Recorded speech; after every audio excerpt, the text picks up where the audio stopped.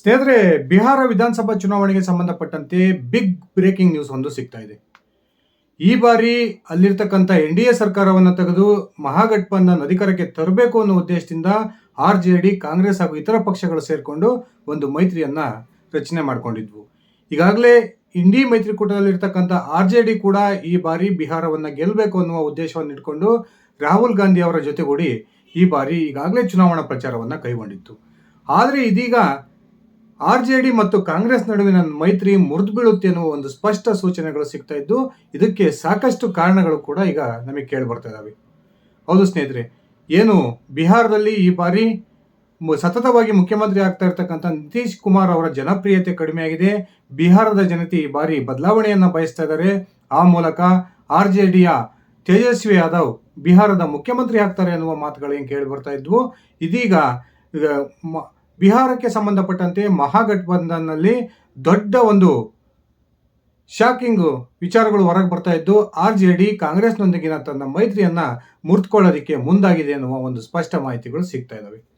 ಬನ್ನಿ ಸ್ನೇಹಿತರೆ, ಹಾಗಾದ್ರೆ ನಿಜಕ್ಕೂ ಕೂಡ ಬಿಹಾರದ RJD ಯಾಕೆ ಈ ಒಂದು ಕಾಂಗ್ರೆಸ್ನೊಂದಿಗಿನ ಮೈತ್ರಿಯನ್ನು ಅಂತ್ಯಗೊಳಿಸೋದಕ್ಕೆ ಮುಂದಾಗಿದೆ, ನಿಜಕ್ಕೂ ಕೂಡ ಈ ಮೈತ್ರಿಯ ಒಂದು ಬಿರುಕಿನ ಹಿಂದಿರ್ತಕ್ಕಂಥ ಕಾರಣಗಳೇನು ತಿಳ್ಕೊಂಡು ಬರೋಣ. ಅದಕ್ಕಿಂತ ಮುಂಚೆ ನೀವಿನ್ನು ನನ್ನ ಇಟ್ಗೆ ಎಂ ಅಂತ ಯೂಟ್ಯೂಬ್ ಚಾನಲ್ಗೆ ಸಬ್ಸ್ಕ್ರೈಬ್ ಮಾಡ್ಕೊಂಡಿಲ್ಲ ಅಂದರೆ ದಯವಿಟ್ಟು ಸಬ್ಸ್ಕ್ರೈಬ್ ಮಾಡಿಕೊಂಡು ಬೆಲ್ ಬಟನ್ನ ಕ್ಲಿಕ್ ಮಾಡಿ. ನಾನು ಕೊಡ್ತಕ್ಕಂಥ ಮಾಹಿತಿ ನಿಮ್ಗೆ ಇಷ್ಟ ಆಗಿದ್ರೆ ಈ ವಿಡಿಯೋಗೆ ಲೈಕ್ ಮಾಡಿ, ಶೇರ್ ಮಾಡಿ, ಕಮೆಂಟ್ ಮಾಡಿ. ಸ್ನೇಹಿತರೆ, ಬಿಹಾರ ಚುನಾವಣೆಗೆ ಇನ್ನೂ 2-3 ತಿಂಗಳು ಬಾಕಿ ಇರತಕ್ಕಂಥ ಸಂದರ್ಭದಲ್ಲಿ ಕಾಂಗ್ರೆಸ್ ಮತ್ತು RJD ಇಡೀ ಬಿಹಾರದಾದ್ಯಂತ ಒಂದು ಚುನಾವಣಾ ಪ್ರಚಾರವನ್ನ ಹಮ್ಮಿಕೊಂಡಿತ್ತು. ಈ ಆರಂಭದ ಶೂರತ್ವ ತುಂಬಾ ದಿನ ಉಳಿಯಲ್ಲ ಅನ್ನುವ ಮಾಹಿತಿಗಳು ಮೊದಲೇನೆ ಗೊತ್ತಾಗ್ತಾ ಇದ್ವು. ಇತ್ತೀಚೆಗೆ ರಾಹುಲ್ ಗಾಂಧಿ ಮತ್ತು RJDಯ ನಾಯಕ ತೇಜಸ್ವಿ ಯಾದವ್ ನಡುವಿನ ಒಂದು ಸಾಕಷ್ಟು ವಿಚಾರಗಳ ಭಿನ್ನಾಭಿಪ್ರಾಯ ಇದೀಗ ಮೈತ್ರಿಯನ್ನ ಅಂತ್ಯಗೊಳಿಸ್ತಕ್ಕಂಥ ಒಂದು ಹಂತಕ್ಕೆ ತಂದು ನಿಲ್ಲಿಸಿದವೆ ಅನ್ನೋ ಒಂದು ಮಾಹಿತಿಗಳು ಸಿಗ್ತಾ ಇದಾವೆ. ಈಗಾಗಲೇ RJD ಮತ್ತು ಕಾಂಗ್ರೆಸ್ ನಡುವೆ ಸಾಕಷ್ಟು ವಿಚಾರಗಳಲ್ಲಿ ಒಂದು ರೀತಿ ಗೊಂದಲ ಉಂಟಾಗಿದೆ. ಆ ಕಾರಣಕ್ಕೆ RJD ಇದೀಗ ಕಾಂಗ್ರೆಸ್ ಮೈತ್ರಿಯಿಂದ ಹೊರಗೆ ಬರ್ತಕ್ಕಂಥ ಒಂದು ಪ್ರಯತ್ನವನ್ನ ಮಾಡ್ತಾ ಇದೆ. ಸ್ನೇಹಿತರೆ, ಇತ್ತೀಚೆಗೆ ಏನು ಬಿಹಾರ ವಿಧಾನಸಭಾ ಚುನಾವಣೆಗೆ ಸಂಬಂಧಪಟ್ಟಂತೆ ರಾಷ್ಟ್ರ ಮಟ್ಟದ ಅನೇಕ ಸುದ್ದಿ ಮಾಧ್ಯಮಗಳು ಒಂದು ಸರ್ವೆಯನ್ನ ಹೊರಹಾಕಿದ್ವು. ಆ ಸರ್ವೆಯಲ್ಲಿ ಒಂದೇ ಒಂದು ಅಂಶವನ್ನ ಎಲ್ಲ ಒಂದು ಈ ಸುದ್ದಿ ಮಾಧ್ಯಮಗಳು ಒಂದು ಅಂಶವನ್ನ ಪರ್ಟಿಕ್ಯುಲರ್ ಆಗಿ ಒಂದು ಕಾನ್ಸಂಟ್ರೇಷನ್ ಮಾಡಿದ್ವು. ಅದೇನಂದ್ರೆ, ಈಗಾಗಲೇ ಬಿಹಾರದ ಮುಖ್ಯಮಂತ್ರಿ ನಿತೀಶ್ ಕುಮಾರ್ ಅವರ ಜನಪ್ರಿಯತೆ ಕುಗ್ಗಿದೆ. ಬಿಹಾರದ ಜನ 40%ಕ್ಕೂ ಹೆಚ್ಚು ಬಿಹಾರದ ಮತದಾರರು ಈ ಬಾರಿ ತೇಜಸ್ವಿ ಯಾದವ್ ನಮ್ಮ ರಾಜ್ಯದ ಮುಖ್ಯಮಂತ್ರಿ ಆಗಬೇಕು ಅನ್ನುವ ಒಂದು ಬಯಕೆಯನ್ನು ವ್ಯಕ್ತಪಡಿಸ್ತಾ ಇದ್ದಾರೆ ಅನ್ನುವ ಮಾತುಗಳು ಈ ಸರ್ವೆಗಳು ಹೊರಹಾಕಿದ್ವು. ಆದರೆ ಇದೀಗ ಕಾಂಗ್ರೆಸ್ ಮತ್ತು RJD ನಡುವಿನ ಮೈತ್ರಿ ಒಂದು ಮುರಿದು ಬೀಳ್ತಕ್ಕಂಥ ಹಂತಕ್ಕೆ ಬಂದಿದೆ. ಈ ಮುರಿದು ಬೀಳ್ತಕ್ಕಂಥ ಹಂತಕ್ಕೆ ಬರೋದಕ್ಕೆ ಪ್ರಮುಖ ಕಾರಣಗಳು ಕೂಡ ಇದಾವೆ. ಅದರಲ್ಲೂ ಕೂಡ ಅತ್ಯಂತ ಪ್ರಮುಖವಾಗಿ ಕಾಂಗ್ರೆಸ್ನ ರಾಹುಲ್ ಗಾಂಧಿ ಅವರು ಮಾಡ್ಕೊಂಡಿರ್ತಕ್ಕಂಥ ಎಡವಟ್ಟು. ಹೇಗೆ ಮಹಾರಾಷ್ಟ್ರದಲ್ಲಿ ಸರ್ದಾರ್ ವಲ್ಲಭಭಾಯಿ ಪಟೇಲ್ ಅವರ ವಿರುದ್ಧ ಒಂದು ಹೇಳಿಕೆಯನ್ನ ಕೊಡೋದ್ರ ಮೂಲಕ ಅಲ್ಲಿನ NCP, ಶಿವಸೇನೆ ಹಾಗೂ ಕಾಂಗ್ರೆಸ್ ಸೋಲಿಗೆ ರಾಹುಲ್ ಗಾಂಧಿ ಕಾರಣ ಆಗಿದ್ರು, ಬಿಹಾರದಲ್ಲೂ ಕೂಡ ಅಂಥದೇ ಒಂದು ಎಡವಟ್ಟನ್ನ ರಾಹುಲ್ ಗಾಂಧಿ ಅವರು ಮಾಡ್ಕೊಂಡಿದ್ದಾರೆ. ಇತ್ತೀಚೆಗೆ ಮೋದಿಜಿ ತಾಯಿಯವರ ವಿರುದ್ಧ ಏನು ಒಂದು ಅಪಪ್ರಚಾರವನ್ನ ಮಾಡ್ತಕ್ಕಂಥ ಪ್ರಯತ್ನಕ್ಕೆ ಕಾಂಗ್ರೆಸ್ ಮತ್ತು ಅದರ ಕಾರ್ಯಕರ್ತರು ಕೈ ಹಾಕಿದ್ದಾರೆ. ಈ ಒಂದು ಅಪಪ್ರಚಾರವನ್ನ RJD ಸಹಿಸಿಕೊಳ್ಳೋದಕ್ಕೆ ಸಾಧ್ಯವಾಗ್ತಾ ಇಲ್ಲ. ಸಾಕಷ್ಟು ಬಾರಿ ತೇಜಸ್ವಿ ಯಾದವ್ ಈ ರಾಹುಲ್ ಗಾಂಧಿ ಅವರ ಮುಂದೆ ಈ ವಿಚಾರವನ್ನು ದಯವಿಟ್ಟು ಪ್ರಸ್ತಾಪ ಮಾಡಬೇಡ್ರಿ, ಅದು ಬೇರೆ ರೀತಿಯ ಒಂದು ತಿರುವನ್ನು ತೆಗೆದುಕೊಳ್ಳುತ್ತೆ ಅನ್ನುವ ಸೂಕ್ಷ್ಮ ಸುಳಿವನ್ನ ಕೊಟ್ಟಿದ್ರಂತೆ. ಆದರೆ ತೇಜಸ್ವಿ ಯಾದವ್ ಅವರ ಮಾತನ್ನ ಲೆಕ್ಕಕ್ಕೆ ತೆಗೆದುಕೊಳ್ಳದಂತಹ ರಾಹುಲ್ ಗಾಂಧಿ ಮತ್ತು ಕಾಂಗ್ರೆಸ್ ನಾಯಕರು ಪದೇ ಪದೇ ಈ ಮೋದಿಜಿ ಅವರ ತಾಯಿಯ ವಿಚಾರವನ್ನ ಪ್ರಸ್ತಾಪ ಮಾಡೋದ್ರ ಮೂಲಕ ಇದೀಗ RJDಯ ಕೆಂಗಣ್ಣಿಗೆ ಕಾರಣ ಆಗಿದ್ದಾರೆ ಎನ್ನುವ ಮಾತುಗಳು ಕೇಳಿ ಬರ್ತದವೆ. ಆದ್ರೆ ಇಷ್ಟಕ್ಕೆ ಮೈತ್ರಿ ಮುರ್ಕೊಳ್ತಾರಾ? ಇಲ್ಲ ಸ್ನೇಹಿತರೆ.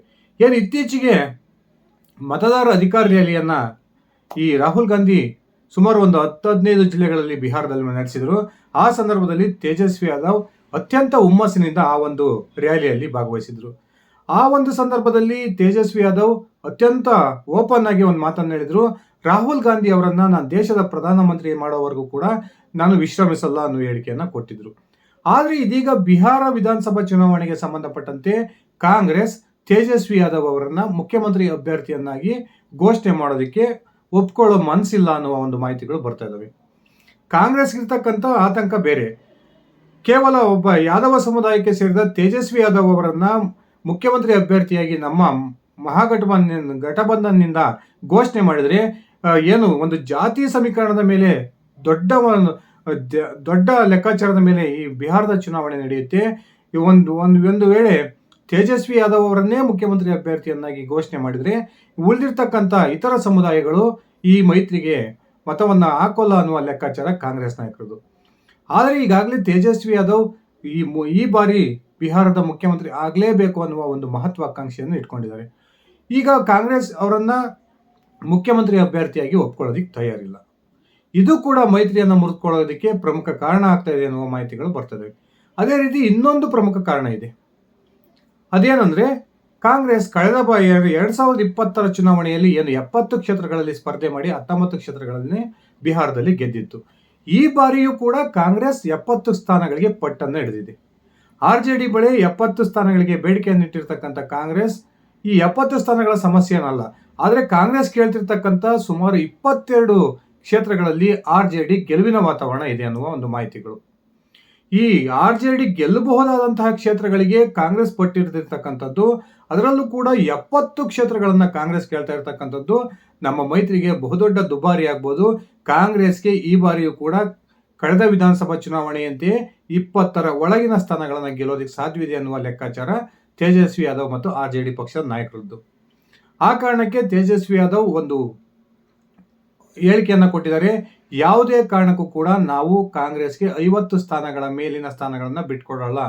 ಕಾಂಗ್ರೆಸ್ನ ಕೊಡ್ತಕ್ಕಂಥ 50 ಸ್ಥಾನಗಳನ್ನು ತೆಗೆದುಕೊಂಡು ನಮ್ಮ ಜೊತೆ ಮೈತ್ರಿಯಲ್ಲಿ ಮುಂದುವರಿಯೋದಾದ್ರೆ ಒರಿಲಿ, ಇಲ್ಲಾಂದ್ರೆ ನಮ್ಮ ಪಾಡಿಗೆ ನಾವು ಚುನಾವಣೆಯನ್ನು ಎದುರಿಸ್ತೀವಿ ಅನ್ನುವ ಒಂದು ಬಹಿರಂಗ ಹೇಳಿಕೆಯನ್ನು ಈಗ ತೇಜಸ್ವಿ ಯಾದವ್ ಕೊಟ್ಟಿದ್ದು ಬಹುತೇಕ RJD ಮತ್ತು ಕಾಂಗ್ರೆಸ್ನ ಮೈತ್ರಿ ಮುರಿದು ಬೀಳ್ತದೆ ಅನ್ನುವ ಒಂದು ಸ್ಪಷ್ಟ ಮಾಹಿತಿಗಳು ಸಿಗ್ತದೆ. ಅದಷ್ಟೇ ಅಲ್ಲದೆ ರಾಹುಲ್ ಗಾಂಧಿ ಏನು ಇತ್ತೀಚೆಗೆ ಒಂದು ಮತದಾರ ಅಧಿಕಾರ ರ್ಯಾಲಿಯನ್ನು ನಡೆಸಿದ್ರು. ಆ ರ್ಯಾಲಿಯ ಸಂದರ್ಭದಲ್ಲಿ ಇಡೀ ಬಿಹಾರವನ್ನ ಈ ರಾಹುಲ್ ಗಾಂಧಿ ಕವರ್ ಮಾಡೋಕ್ಕಾಗಿರಲಿಲ್ಲ. ಆದರೆ ಇದೀಗ ತೇಜಸ್ವಿ ಯಾದವ್ ಇದೇ ಸೆಪ್ಟೆಂಬರ್ 16ರಿಂದ ಒಂದು ಅಧಿಕಾರ ಯಾತ್ರಾ ಅಂತಕ್ಕಂಥ ಹೊಸ ಒಂದು ಯಾತ್ರೆಯನ್ನು ಆರಂಭಿಸ್ತಾ ಇದ್ದಾರೆ. ರಾಹುಲ್ ಗಾಂಧಿ ಏನು ಆ ಬಿಹಾರದ 35ರಿಂದ 38 ಜಿಲ್ಲೆಗಳಲ್ಲಿ ಯಾವೆಲ್ಲ ಜಿಲ್ಲೆಗಳಿಗೆ ಅವರು ಪ್ರವಾಸವನ್ನ ಮಾಡಿಲ್ಲೋ ಸುಮಾರು 25 ಜಿಲ್ಲೆಗಳನ್ನ ರಾಹುಲ್ ಗಾಂಧಿ ತಮ್ಮ ಪ್ರವಾಸದ ವೇಳೆಯಲ್ಲಿ ಕೈಬಿಟ್ಟಿದ್ರು. ಈ 25 ಜಿಲ್ಲೆಗಳಲ್ಲಿ ತೇಜಸ್ವಿ ಯಾದವ್ ಈ ಅಧಿಕಾರ ಯಾತ್ರೆಯನ್ನ ಮಾಡ್ತಕ್ಕಂಥ ಉದ್ದೇಶವನ್ನ ಹೊಂದಿದ್ದಾರೆ ಎನ್ನುವ ಮಾಹಿತಿಗಳು ಬರ್ತಾ ಇದ್ದು, ಅದು ಕೂಡ ತೇಜಸ್ವಿ ಯಾದವ್ ಕಾಂಗ್ರೆಸ್ ಅನ್ನ ಹೊರತುಪಡಿಸಿ ಈ ಯಾತ್ರೆಯನ್ನು ನಡೆಸ್ತಾ ಇರ್ತಕ್ಕಂಥದ್ದು ಬಹುತೇಕ ಈ ಮೈತ್ರಿ ಮುರಿದು ಬೀಳೋ ಮುನ್ಸೂಚನೆಯನ್ನ ಕೊಡ್ತಾ ಇದೆ ಎನ್ನುವ ಮಾತುಗಳು ಕೇಳಿ ಬರ್ತವೆ. ಇನ್ನ ರಾಹುಲ್ ಗಾಂಧಿ ಅವರು ಇತ್ತೀಚೆಗೆ ಕೇಂದ್ರ ಸರ್ಕಾರ ಮತ್ತು ಕೇಂದ್ರ ಚುನಾವಣಾ ಆಯೋಗದ ವಿರುದ್ಧ ಏನು ಮತಚೋರಿ ಆರೋಪವನ್ನ ಮಾಡಿದ್ರು, ಈ ಮತಚೋರಿಯ ಆರೋಪಕ್ಕೆ ಸಂಬಂಧಪಟ್ಟಂತೆ ದಾಖಲೆಗಳನ್ನ ಒದಗಿಸೋದ್ರಲ್ಲಿ ವಿಫಲರಾಗಿದ್ದಾರೆ. ಇದು ಕೂಡ ಮೈತ್ರಿಯ ಮೇಲೆ ಬಹುದೊಡ್ಡ ಒಂದು ಪರಿಣಾಮ ಬೀರ್ತಾ ಇದೆ ಎನ್ನುವ ಮಾತುಗಳು ಕೇಳಿ ಬರ್ತಾ ಇದ್ದು, ರಾಹುಲ್ ಗಾಂಧಿ ಅವರು ಮಾಡ್ತಕ್ಕಂಥ ಈ ತಳಬುಡ ಇಲ್ಲದ ಒಂದು ಆರೋಪಗಳ ಕಾರಣಕ್ಕೆ ಇದೀಗ ತೇಜಸ್ವಿ ಯಾದವ್ ಈ ನಂಪಾಡಿ ನಾವಿರೋಣ ಅನ್ನುವ ತೀರ್ಮಾನಕ್ಕೆ ಬಂದಿದ್ದಾರೆ ಎನ್ನುವ ಮಾತುಗಳು ಈಗ ಬಿಹಾರ ಮೂಲಗಳಿಂದ ಕೇಳಿ ಬರ್ತಾ ಇದ್ದಾವೆ. ಸ್ನೇಹಿತರೆ, ಈ ಬಾರಿ ಬಿಹಾರವನ್ನ ಗೆದ್ದು ನರೇಂದ್ರ ಮೋದಿಗೆ ಬಹುದೊಡ್ಡ ಅವಮಾನವನ್ನ ಮಾಡಬೇಕು ಅನ್ನುವ ಲೆಕ್ಕಾಚಾರದಲ್ಲಿದ್ದಂತಹ ರಾಹುಲ್ ಗಾಂಧಿಗೆ ಇದೀಗ ತಮ್ಮದೇ ಒಂದು ಕೂಟದ ತೇಜಸ್ವಿ ಯಾದವ್ ಬಹುದೊಡ್ಡ ಹೊಡೆತವನ್ನ ಕೊಡ್ತಾ ಇದ್ದು, ಬಹುತೇಕ ಮೈತ್ರಿ ಅಂತಿಮ ಹಂತಕ್ಕೆ ಬಂದು ನಿಂತಿದೆ. ಈ ಕಾಂಗ್ರೆಸ್ ಮತ್ತು RJD ನಡುವಿನ ಮೈತ್ರಿ 100ಕ್ಕೆ 100 ಮುರಿದು ಬೀಳುತ್ತೆ ಅನ್ನುವ ಮಾತುಗಳು ಕೇಳಿ ಬರ್ತಾ ಇದ್ದು, ಅತ್ಯಂತ ಸುಲಭವಾಗಿ ಈ ಚುನಾವಣೆಯಲ್ಲೂ ಕೂಡ NDA ಬಹುಮತದತ್ತ ದಾಪುಗಾಲಾಗ್ತಾ ಇದೆ ಎನ್ನುವ ಮಾತುಗಳು ಈಗಾಗಲೇ ಬಿಹಾರದಾದ್ಯಂತ ಕೇಳಿ ಬರ್ತಾ ಇದಾವೆ. ಒಂದ್ ಕಡೆ ನಿತೀಶ್ ಕುಮಾರ್ ಬಿಹಾರ ರಾಜ್ಯದಲ್ಲಿ ಜನಪ್ರಿಯತೆಯನ್ನ ಕಳೆದುಕೊಂಡಿದ್ರು ಕೂಡ ಮೋದಿ ಅವರ ಅಲೆ ಬಿಹಾರದಲ್ಲಿ ದೊಡ್ಡ ಮಟ್ಟದ ಕೆಲಸವನ್ನ ಮಾಡ್ತಾ ಇದೆ. ಈ ಮೋದಿ ಅಲೆಯೇ ಬಿಹಾರದಲ್ಲಿ NDA ಕೂಟಕ್ಕೆ ಬಹುದೊಡ್ಡ ಗೆಲುವನ್ನು ತಂದುಕೊಡುತ್ತೆ ಅನ್ನುವ ಒಂದು ವಿಶ್ಲೇಷಣೆಯನ್ನ ಸಾಕಷ್ಟು ರಾಷ್ಟ್ರೀಯ ಸುದ್ದಿ ಮಾಧ್ಯಮಗಳು ಈಗಾಗಲೇ ಮಾಡಿದವೆ. ಇನ್ನೊಂದು ಕಡೆ ಈ ಮಹಾಗಠಬಂಧನ ಛಿದ್ರ ಆಗ್ತಾ ಇರತಕ್ಕಂಥದ್ದು ಕೂಡ NDA ಪಾಲಿಗೆ ಬಹುದೊಡ್ಡ ಹೊರ ಹಾಕ್ಬೋದು ಅನ್ನುವ ಮಾತುಗಳು ಕೂಡ ಈಗಾಗಲೇ ಕೇಳಿ ಬರ್ತದವೆ. ಸ್ನೇಹಿತರೆ, ನಿಮ್ಮ ಅಭಿಪ್ರಾಯದ ಪ್ರಕಾರ ನಿಜಕ್ಕೂ ಕೂಡ RJD ಮತ್ತು ಕಾಂಗ್ರೆಸ್ ನಡುವಿನ ಮೈತ್ರಿ ಬಿಹಾರ ಚುನಾವಣೆಯಲ್ಲಿ ಮುರಿದು ಬಿದ್ದರೆ ಅದು NDAಗೆ ದೊಡ್ಡ ವರದಾನವಾಗುತ್ತಾ? ಆ ಮೂಲಕ NDA ಮೈತ್ರಿಕೂಟ ಮತ್ತೊಮ್ಮೆ ಬಿಹಾರದಲ್ಲಿ ಅಧಿಕಾರಕ್ಕೆ ಬರುತ್ತಾ? ನಿಮ್ಮ ವೈಯಕ್ತಿಕ ಅಭಿಪ್ರಾಯವನ್ನು ಕಮೆಂಟ್ ಮಾಡಿ. ಇದಿಷ್ಟಾಗಿತ್ತು ನನ್ನ ಇವತ್ತಿನ ಈ ವಿಡಿಯೋ. ನಾನು ಕೊಟ್ಟಿರ್ತಕ್ಕಂಥ ಮಾಹಿತಿ ನಿಮ್ಗೆ ಇಷ್ಟ ಆಗಿದ್ರೆ ಈ ವಿಡಿಯೋಗೆ ಲೈಕ್ ಮಾಡಿ, ಶೇರ್ ಮಾಡಿ, ಕಮೆಂಟ್ ಮಾಡಿ. ಧನ್ಯವಾದಗಳು ಸ್ನೇಹಿತರೆ. ಶುಭ ದಿನ.